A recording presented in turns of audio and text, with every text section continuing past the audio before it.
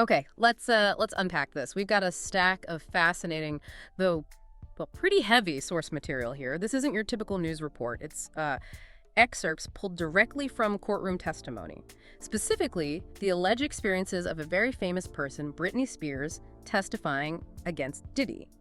And the story she told under oath about events leading up to a really pivotal moment in her life and career. That's right. So the core of this deep dive is Britney Spears' account of the events around the 2007 MTV Video Music Awards. Specifically, she describes attending a party hosted by Diddy.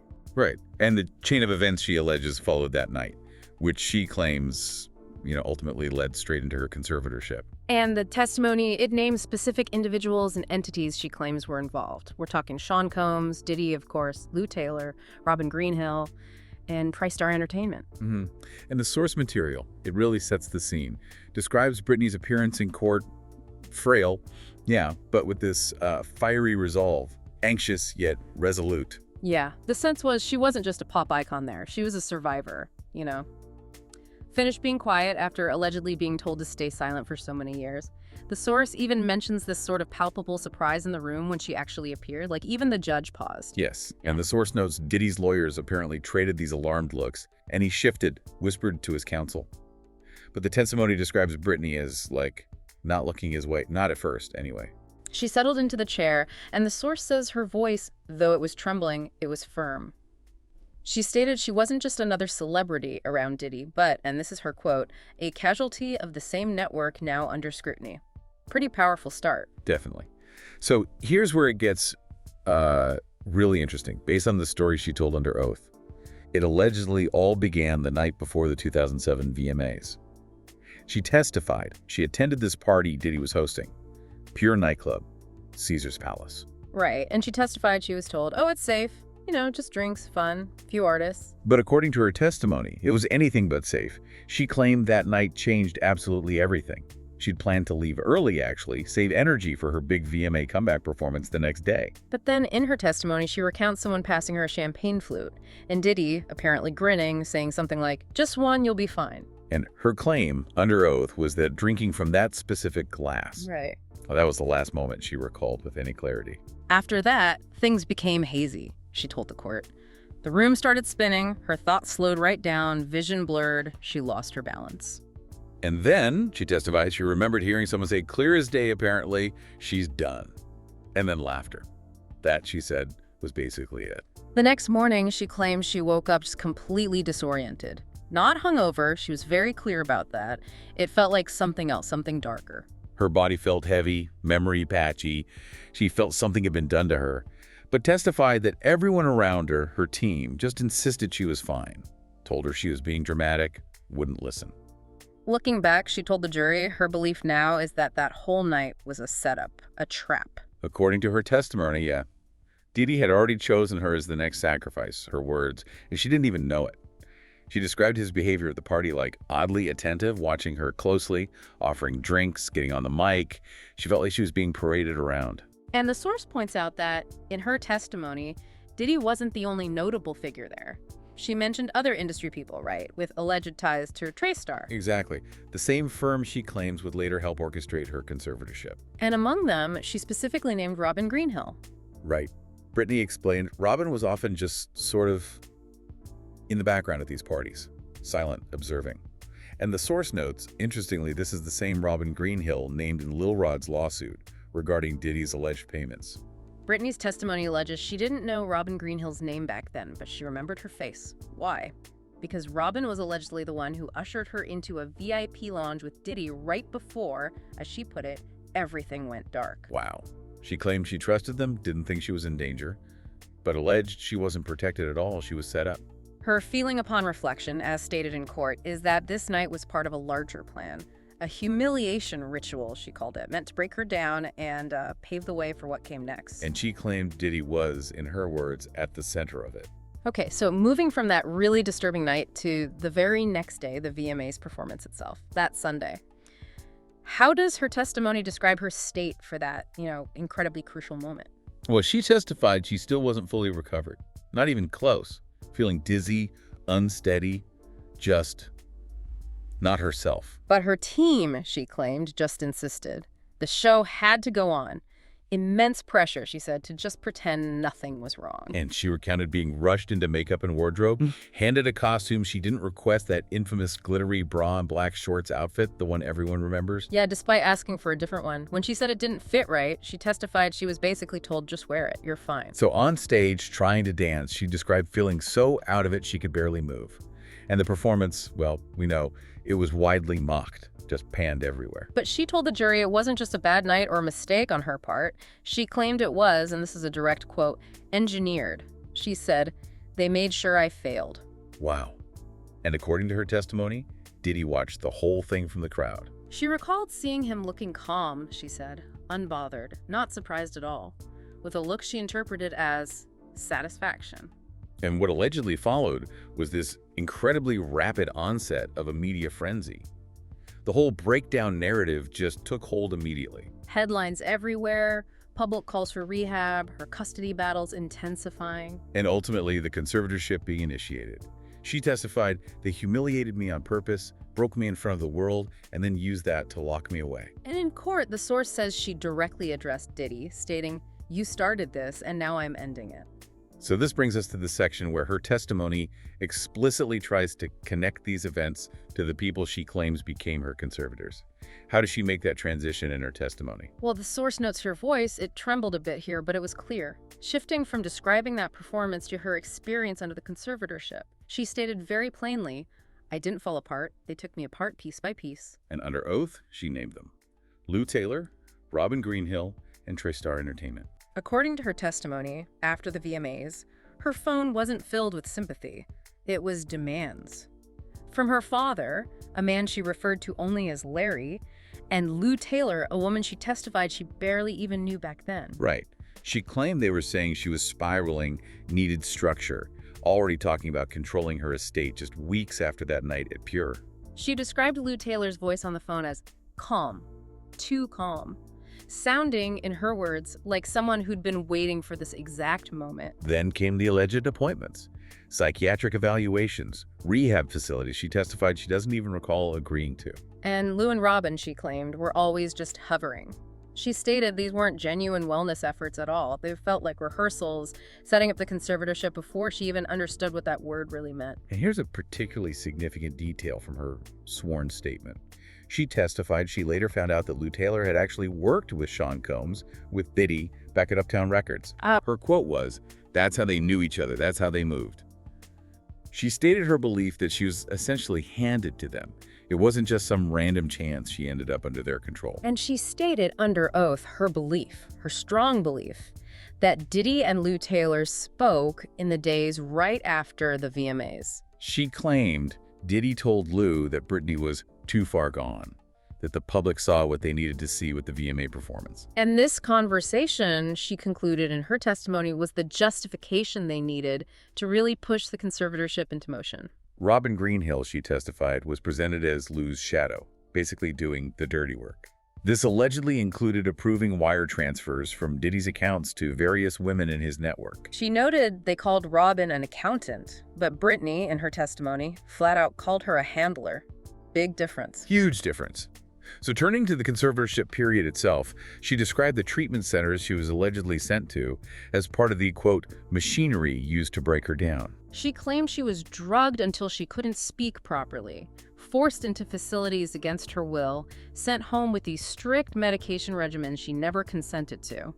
Her powerful statement was, "I wasn't drinking, I wasn't partying, I was surviving, and they treated me like a criminal." She testified she had very little control over anything: her money, her medication, her movement, and her consistent visitors, TriStar representatives, and her father's attorneys. A network, she claimed, orchestrated by Lou Taylor. And a particularly disturbing claim she made was being allegedly put on a medication, lithium she later found out without explanation, that caused severe memory loss. Yeah, she testified she couldn't remember the day, would stare at walls for hours. When she asked why she was on it, she was allegedly just told she had signed off on it, which she adamantly denied under oath. Then she testified she was handed this form, TriStar logo on it, blank signature line, told it was for her safety. Shaking, scared of losing her kids, she signed it. The very next day, she claimed the conservatorship officially began. Her chilling statement on this was, I wasn't protected. I was imprisoned. Wow. She also made these serious financial allegations, didn't she? Claiming Lou Taylor funneled hundreds of thousands, maybe more, from her estate directly to her TriStar accounts. Yes.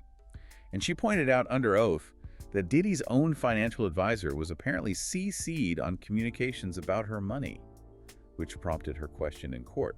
Ask yourself why my money was connected to the man who gave me that drink. It's a powerful question. She claims she was punished every single time she pushed back against the rules. How? More meds, more restrictions. And Diddy, she said, was allegedly kept updated on all this. Watched the whole show he started, she claimed, and in her view, didn't lift a finger to stop any of it. The testimony also details these really extensive surveillance claims. Her voice apparently grew quieter describing this part, but the impact was significant. Yeah, she said she lost control of her image, her body, her privacy, completely. She testified Robin Greenhill and Lou Taylor had total access to her life. But it wasn't just access, it was, she claimed, outright surveillance. Chilling details emerged. Cameras allegedly everywhere, even in her bedroom.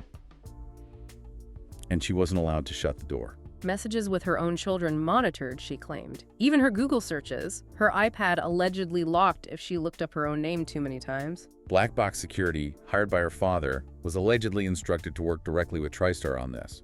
And Robin Greenhill, she claimed she learned from a former employee, Alex Vlova, actually created mirrored iCloud accounts to track literally everything she did online. A powerful and, frankly, unsettling line from her testimony was, they didn't just track me, they recorded me. She claimed she asked to see the tapes, was told, oh, they're for your safety, but she believed they were just collecting proof of my weakness to keep her quiet, keep her under control. She even testified that VMA rehearsal footage of her breaking down during rehearsals, was allegedly shown to her own legal team later as evidence of her instability, used against her.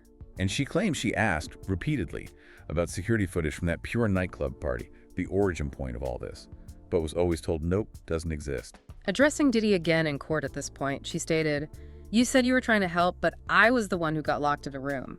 I was the one who lost 14 years of my life." Yeah, then she turned to the jury, describing how people just saw what they were shown, clips, the meltdowns, the memes, and believed she was out of control, needed help. But she claimed that wasn't her. That, she said, was what they did to me. And this leads into what the source describes as the darkest chapter of her story, looping all the way back to that initial moment at Pure Nightclub. You know what's worse than losing your mind? She said, according to the source. Being told you are when you know someone else caused it. She described waking up that morning, September 9th, 2007, trembling, coordination off, muscles weak, memory fragmented, feeling, in her words, tampered with, distinctly not hungover. After the VMA performance, she was allegedly rushed back to her hotel, and Lou Taylor called her directly, apparently for the first time, saying things like, "You need structure, we can help you," but allegedly with all sorts of strings attached.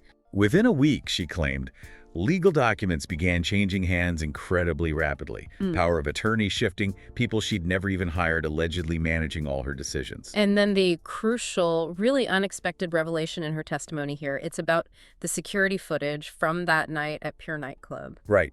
Despite being told for years no video existed, she claimed under oath, they lied. And I saw it. How? She testified that in her final months under the conservatorship, a former TriStar employee contacted her anonymously. Yeah, claiming to have seen the raw, uncut security footage from that specific night at Pure Nightclub. According to the source, this employee alleged the footage was never released, never mentioned in any investigation, never logged by hotel security. Why? Because, the employee claimed, and Britney testified, it went straight to Diddy. Wow. And what did she claim the footage showed? She testified it allegedly showed her dancing briefly, then drinking from a flute handed to her by a man in a gray suit, later identified, according to her testimony, as one of Diddy's close assistants. Okay, and then... In the video, she claimed, she begins to stumble, sits down, visibly disoriented. Then she's surrounded by a group of men and is led out of frame right before the footage cuts off. But she told the jury it was enough. It allegedly showed she wasn't in control, didn't walk out alone, proved something happened. She described this footage as allegedly being shown to Robin Greenhill and others at TriStar, not to help her know, but according to her testimony, to file away, as insurance, as leverage, as proof that Britney Spears was unfit. They didn't destroy it, she claimed. They stored it, like a trophy. And according to her testimony about what this anonymous whistleblower claimed, TriStar and its affiliates allegedly had dozens of similar tapes of other artists at parties, hotels, even in bathrooms. And Diddy allegedly had access to all of it. Her incredibly powerful statement here, just gut-wrenching, was, "He didn't just film me, he kept me." Then she looked directly at the jury, the source says, asking, "Do you understand now why I couldn't get out? Why every time I tried to speak, they had something to hang over me?" The VMA performance, she claimed, wasn't some public meltdown she caused. It was evidence that was allegedly manufactured and then used to lock her away. Turning towards Diddy, apparently for the first time during this part of her testimony, she stated, "And you watched it all happen. Yeah. You let it happen, and now you don't get to hide behind money and champagne."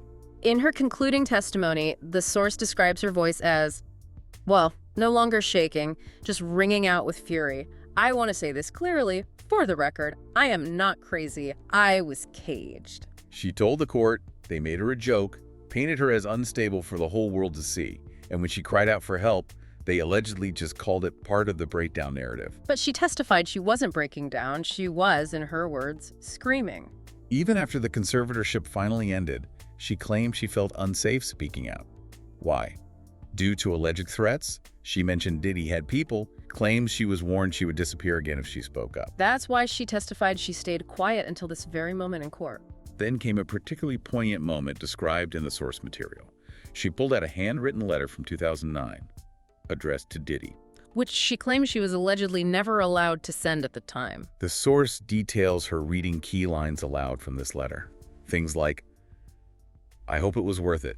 Whatever they promised you because you helped them hurt me. I saw it in your face the night you toasted me. You knew I was being set up and you smiled." She stated her motivation for testifying wasn't about money or fame. It was about telling the truth for her kids, to show them she wasn't a failure, but that she was framed. Her final words to the court, according to the source, were just devastatingly simple. For 14 years, she begged for someone to listen, and now they have. Her plea was, "Don't look away again." Wow. The source describes her exit then. Stood up, thanked the court, walked out. Not as a pop star, the description says, but as a woman who, in that moment, finally told the story she claims they tried so hard to bury. The source notes, Diddy didn't speak, but yeah, he was being watched. So for you, the listener, this has been a deep dive into a very specific, very detailed account presented under oath. It's exploring this widely publicized history, but exclusively through the lens of this one testimony. Yeah, it's about understanding the specific story she told, the alleged events at that party, the connection she drew, rightly or wrongly in her view, to the VMA's performance and the conservatorship that followed. And the explicit roles and actions she attributed to Diddy, Lou Taylor, Robin Greenhill, and TriStar, including those really detailed claims of surveillance and, of course, the alleged hidden footage. It's a narrative of alleged manipulation and control, framed entirely, we have to stress, through her perspective as presented in that courtroom. Right. And when she described that alleged hidden footage and said that line, "He didn't just film me, he kept me," I mean, that really encapsulates the core of her claim, doesn't it? That this wasn't just about an embarrassing moment caught on tape, but about long-term control and leverage. Or thinking about her final words, "I am not crazy, I was caged." This deep dive into her testimony, based solely on our source material, presents such a stark contrast between the public perception that lasted for, well, over a decade, and the private experience she alleges happened, told under oath. It really leaves you considering, what does it mean when the evidence a witness presents, the story they tell under penalty of perjury, paints such a dramatically different picture from the commonly accepted narrative? It makes you reflect on the weight of her claims about how her story, her image, her very life was allegedly controlled and used against her. Something to think about.